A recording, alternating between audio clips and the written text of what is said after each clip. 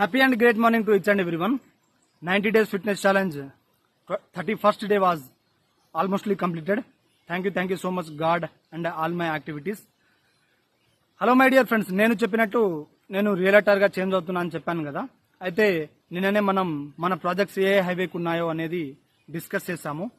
అయితే ఆ వీడియో మీరు మన ఫేస్బుక్ లేదా ఇన్స్టాగ్రామ్కి వెళ్ళి చూడొచ్చు, అలాగే మన యూట్యూబ్లో కూడా చూడొచ్చు.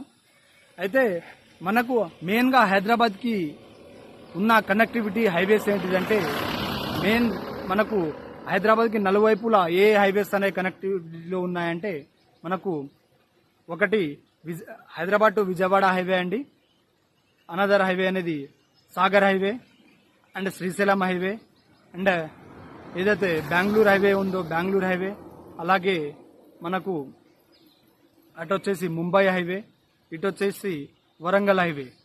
ఈ హైవేస్ అనేవి మనకు టోటల్లీ కనెక్టెడ్ ఉన్నాయండి. అండ్ వీటిలో మెయిన్గా ఆల్ హైవేస్లో డెవలప్మెంట్స్ అనేవి జరుగుతున్నాయి. ఎందుకంటే అంతకుముందు ఫస్ట్ ఉండేది ఇన్నర్ రింగ్ రోడ్ ఉండేది, ఇప్పుడు ఇంతకుముందు ఓఆర్ఆర్ కూడా వచ్చింది, ఇప్పుడు రీజనల్ రింగ్ రోడ్ రాబోతుంది.